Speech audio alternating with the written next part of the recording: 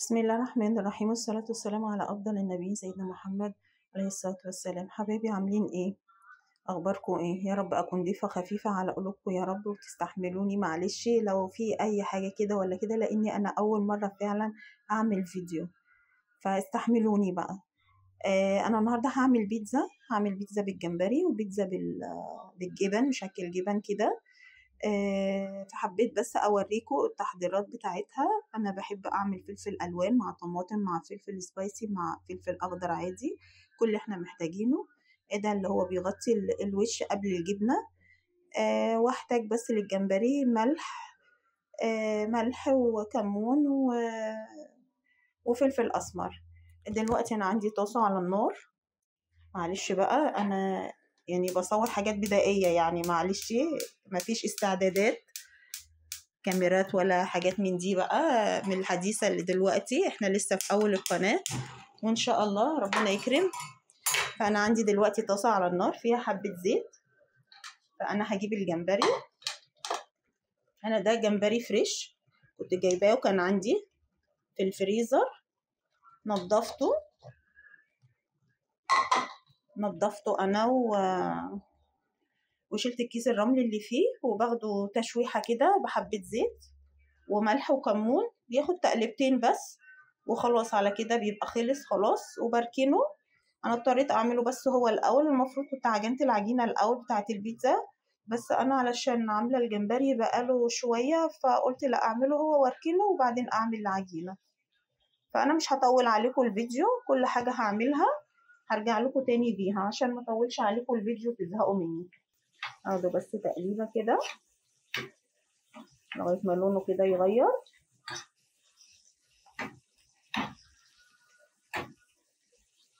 بدأ لونه يغير معانا،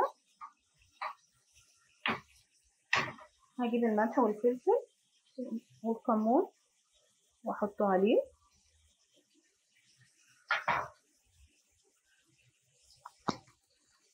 رشة برضو حبة ملح مش كتير، وناخده تقليبة.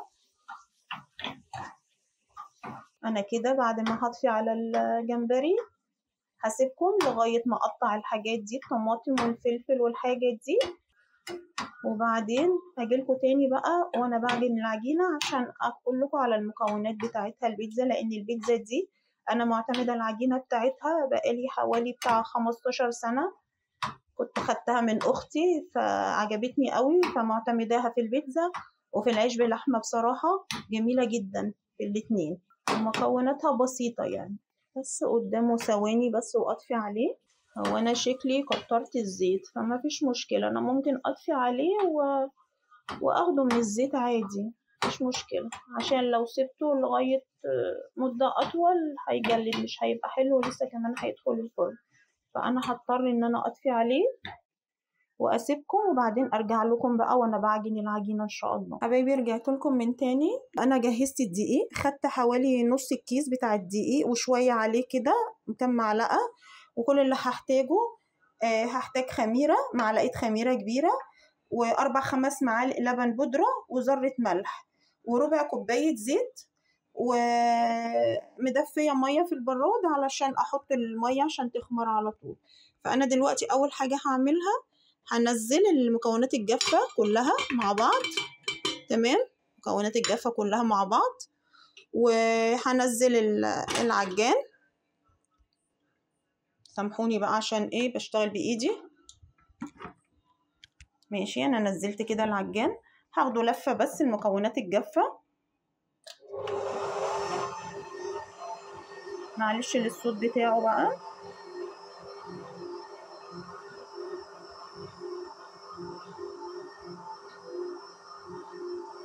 بس هي كده المكونات الجافة اتقلبت، مش محتاجة اكتر من كده.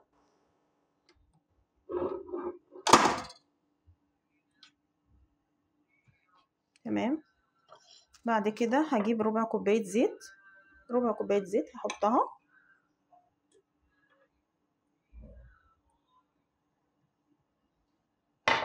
وانزل العجان تاني واقلبه برضو،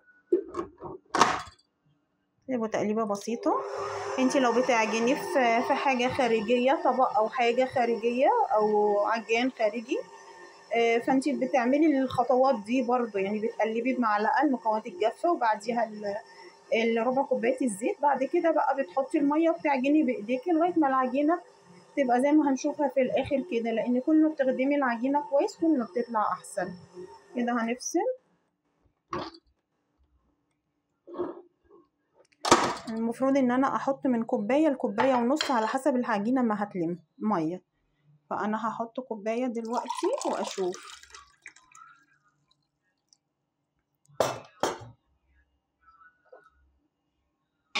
بسم الله الرحمن الرحيم. دي حطينا كوبايه الميه، نرجع تاني.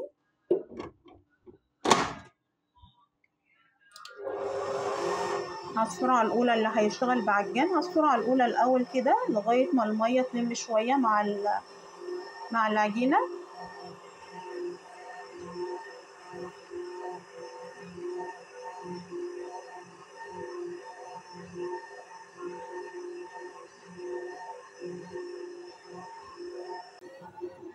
حبيبي كده احنا قربنا من القوام بتاع العجينه اللي احنا عايزينه، لان العجينه لازم تكون لينه وفي نفس الوقت مش بتلزق، يعني زي ما بنقول كده بالبلدي زي الملبن كده، بس في نفس الوقت مش بتلزق. يعني مش عايزينها سايحه ولا عايزينها يابسه كده جامده عشان نقدر ان احنا نفردها. فاحنا هنشوف دلوقتي هو ده القوام اللي احنا عايزينه ولا لا. هنفصل. سوري.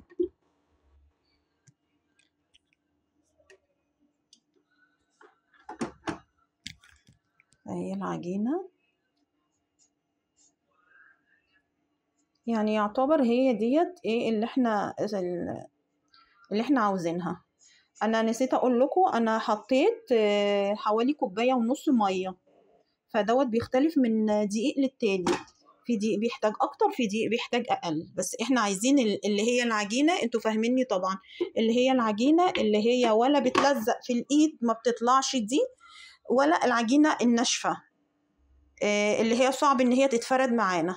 فبكده اكون انا خلصت العجينه، فانا هحطها في مكان دافي لغايه على بال ما تخمر، اكون جهزت وقطعت الفلفل والطماطم علشان تتحط على وش البيتزا. تمام. انا نسيت اقول لكم حاجه في الجمبري على فكره، اللي بيحب يحط توم عليه يحط توم. انا حطيت حوالي ربع معلقه صغيره كده توم، بتدي طعم ونكهه حلوه في الجمبري. اول ما بتحطيه في الزيت بتحطي ربع معلقه توم صغيره، وبتحطي الحاجات بتاعته التوابل اللي انا قلتها وبتقلبيه. ده بيدي طعم ونكهه جميله جدا والله، انا يعني مجرباه وما بعملهوش الا كده. فكده هسيب العجينه بقى لغايه ما تخمر وارجع لكم تاني. حبايب قلبي انا كده جهزت الفلفل الالوان والاخضر والسبايسي والطماطم كده للبيتزا، كده كل حاجه يعتبر جهزت، فاضل الجبن بس بتبقى وقتها. ومستنيه لسه لما العجينه تخمر، واول ما تخمر هنبدأ بقى نشتغل فيها. بس الأول طبعا بنسيبها تريح. أنا بعمل الكمية دي، أنا عاملة قلت لكم نص الكيس اللي هو الكيلو ده، وعليه حوالي 100 جرام، يعني حوالي 600 جرام. بتعمل لي بيتزتين كبار، صواني البيتزا الكبيرة خالص ديت، فبتعملها لي 2. فأنا كده يعتبر جهزت تقريبا كل حاجة ليها، فاضل بس هي تخمر، قدامها حاجات بسيطة تخمر، وبعد كده نقسمها تريح 15 دقايق كده، وبعد كده نبدأ بقى نفردها ونحط الحشو بتاعها. حبايبي ودي العجينة بعد ما خمرت أنا قطعتها يعني بالتقريب نصين كده، كل نص بيعمل لي صينية كبيرة. فأنا هريحها شوية كده حوالي يعني 10 دقايق لغاية بس أحضر الصواني وأدهنها وأحضر بقية الحاجة، وبعد كده نبدأ نفردها بقى ونرص الحاجة. حبايب قلبي رجعنا تاني. أنا كده خدت النص بتاع البيتزا، العجينة، نص العجينة، وبدأت ان انا افردها كده. بس في تركاية عايزة اقول لكم عليها، دي بتخلي طعم البيتزا من تحت القاع بتاعها يعني بيبقى طعمه جميل قوي، بيدي يعني خرفشة او قرمشة بسيطة كده. بفرد على دقيق البسبوسة اللي هو السميد، بس السايب، مش اللي هو بتاع اللي هو الجاهز ده اللي داخله فيه جوز هند وحاجات من دي، لا اللي هو احنا بنجيبه سايب من عند العلاف او السوبر ماركت، من عند العطاره يعني سايب. فبدل ما بفرد على دقيق بفرد على رشه كده من دقيق البسبوسه، ده بيخليها جميله جدا. فانا بقعد افردها بس كده شويه لغايه ما ايه تديني حجم مناسب. بعد كده بنقلها في الصينيه وممكن اكمل فرد في الصينيه. انا طبعا دهنه الصينيه بدهنه زيت بسيطه ومسحها بالفرشه كده، موزعها بالفرشه.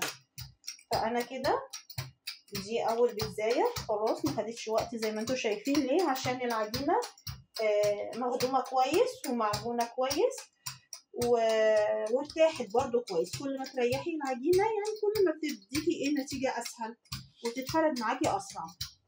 فانا هشيلها واحطها اكمل فردتها في الصينيه. انا بحب افردها بالفراده عشان تبقى اسرع وتبقى احسن كده. بعد كده بقى بنحاول ان احنا ننغزها بالشوكه كلها عشان ما تقبش مننا. وبعدين نحط الكاتشب كطبقه اولانيه بطانه ليها، واللي عنده صلصه بيتزا بيحط، بس انا عندي يعني بيحبوا الكاتشب. وكمان الصلصه مش جاهزه دلوقتي، فان شاء الله نبقى نعمل مره بالصلصه. بس كده كده خلاص بقت كلها سمك واحد. هحاول بس كده ابطط بايديا كده اهي. ما شاء الله مالت الصينيه.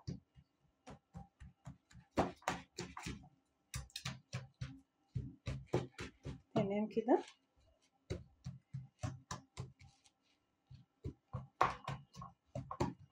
دي البيتزا الاولانيه اللي انا هعملها بالجمبري كده. تمام كده العجينه تمام.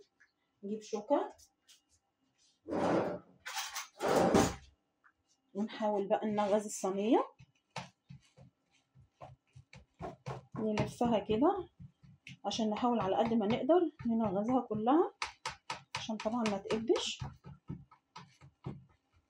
ان شاء الله والله لو جربتوها هتعتمدوا الطريقه دي. انا بقالي 15 سنه معتمده العجينه دي زي ما قلت لكم في البيتزا وفي العيش بلحمه، ما بغيرهاش يعني. بشوف طرق كتيره قوي على النت، فانا معتمده الطريقه دي كده. خلاص تمام كده نغزناها حلوه قوي. بعد كده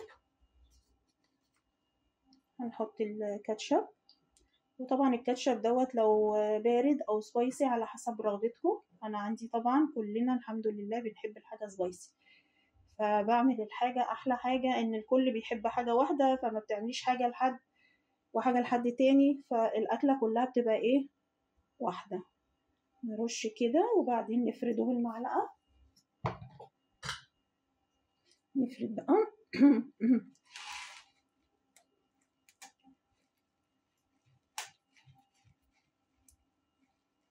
انا هضطر افرد الكاتشب وبعدين ارجع لكم تاني بعد ما اكون رصيت الجمبري، لان الجمبري طبعا حجمه مش كبير قوي فهياخد وقت شويه عشان ما اطولش الفيديو عليكم. فهفرد الجمبري وارجع لكم تاني.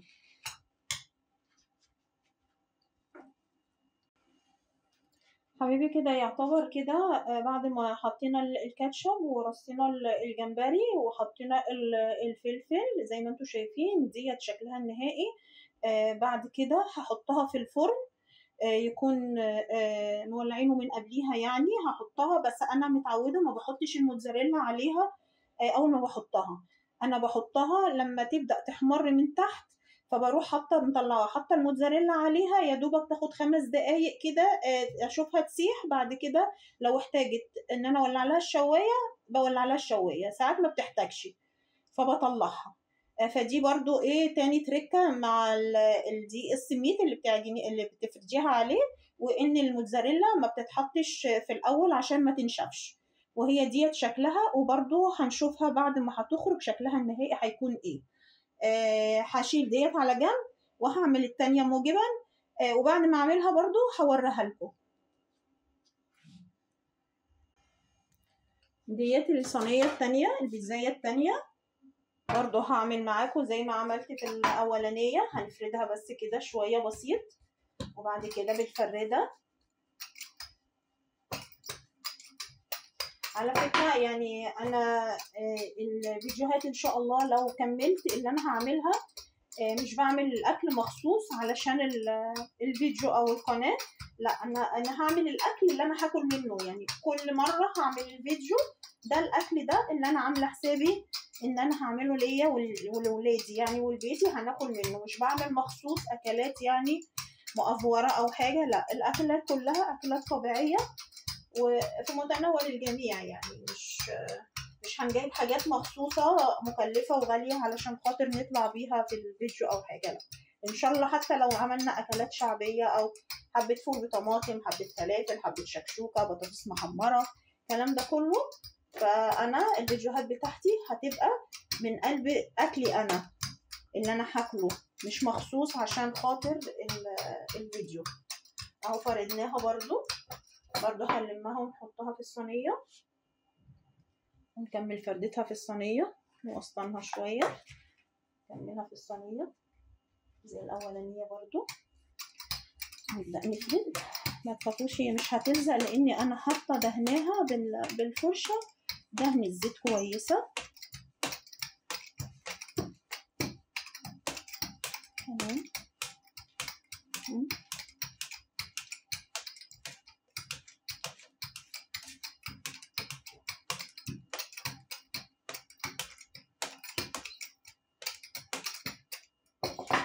نبدأ برضو نوزع كده للآخر في الأطراف في إيدينا.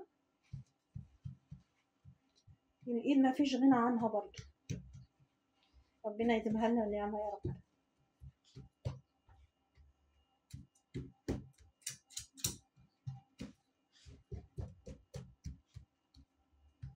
نبدأ برضو ننغزها بالشوكة عشان ما تقبش مننا في الفرن. كده لما بتلفي بايد وبتنغزي بايد بيسهل عليكي وبتعملي كميه كبيره، يعني تبصي تلاقيها كلها خلصت في وقت صغير. خلاص كده تمام. هنحط برضو الكاتشب.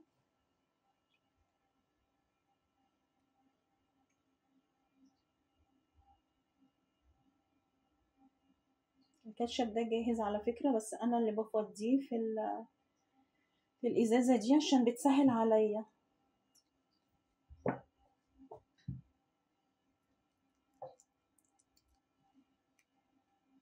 ان شاء الله نبقى نعمل مع بعض كاتشب، يعني والله انا بعمله احلى من الشركات، بس للاسف خلصان وما لحقتش اعمل. فان شاء الله ان شاء الله ابقى اعمل فيديو اعمل لكم فيه كاتشب واعمل لكم فيه المايونيز.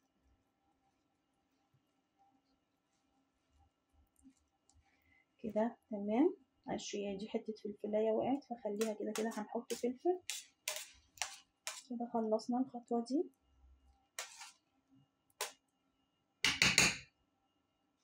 هنجهز الجبن بقى ونحطها وبعدين نشوفها بقى بعد الجبن اتحطت عليها والخضار. ودي حبايب قلبي تاني صينية اللي هي بالجبن، وانا لقيت عندي بيف كمان فحطيتها بعد قطعته وحطيته فوق الكاتشب يعني، وبعد كده حطيت بقى انواع الجبن اللي هي موجودة، وبرده الموتزاريلا بحطها بعد ما تبقى حوالي 80-90% البيتزا استوت، بعد كده بطلعها زي ما قلت وبحطها. واللي بالجمبري في الفرن، وان شاء الله يخلصوا الاتنين واوريه لكم وهم في الصينيه، وبعد ما اقطعهم كمان. حريه التقطيع دي ليكوا بقى. في ناس بتحبها مثلثات، انا كنت الاول بعملها مثلثات زي المطاعم، بعد كده بقيت اعملها مربعات. فهخلصهم واوريه لكم برده في المرحلتين اتنين في الصينيه قبل ما اشيلها من الصينيه وبعد ما اقطعها واشيلها للتقديم. حبايب قلبي اللي بالجمبري هي كده تعتبر استوت 80-85%، فانا طلعتها وهرش عليها الموتزاريلا وبعدين ادخلها تاني. كده بعد ما حطيت الموتزاريلا هدخلها الفرن تاني لغايه ما تبدا تسيح، ولو احتاجت لون ولا حاجه هشغل لها الشوايه. معلش بقى على صوت البوتاجاز اللي بيزيق ده. حبايب قلبي دي اللي بالجمبري اللي خلصت كلها كاملة كده بالوش بتاعها، فأنا هخليها لغاية ما التانية تخلص برضو زيها، وبعد كده نبدأ نقطعهم ونرصهم. حبايبي دي اللي بالجبنة وخلصت برضو، هستنى عليها بس دقيقتين كده واقطعها واوريها لكم بقى هي والجمبري لما تقطعوا في اضواء التقديم. يا رب تعجبكم حبايبي. ودي البيتزا بعد ما خلصت واتقطعت واترصت في اطباق التقديم بالمنظر ده، السوا بتاعها زي ما انتوا شايفين كده جميل.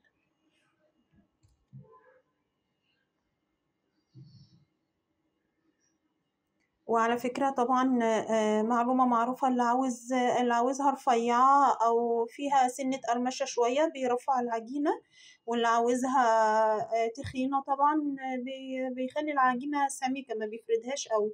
احنا عادة بنحبها اللي هي الرفيعة أو الوسط، ما بنحبش التخينة. فيا رب تنول إعجابكم والله، وأنتوا لو جربتوها بالطريقة دي هتعجبكم جدا. وطريقة ما فيهاش أي تعقيد ولا أي حاجة، هو مجرد الدقيق واللبن البودر والزيت والمية والخميرة والملح، ما فيهاش أي تعقيد يعني. بس بصراحة بتطلع جميلة جدا ولذيذة وخفيفة، ما فيهاش أي تعقيد. وطبعا الحشوات دي بتبقى على حسب ما كل واحد بيحب إيه، أو على حسب المتوفر في البيت، أو على حسب ميزانيتك انتي. هتقدري تحطي ايه ان شاء الله، حتى تحطي مجموعة الفلفل دي او خضار وعادي يعني، بتبقى طعمها حلو برضو. بألف هنا وشفا للي ياكل. ويا رب انول اعجابكم والفيديو يكون خفيف عليكم، وادعوا لي ربنا يكمل معايا ان شاء الله.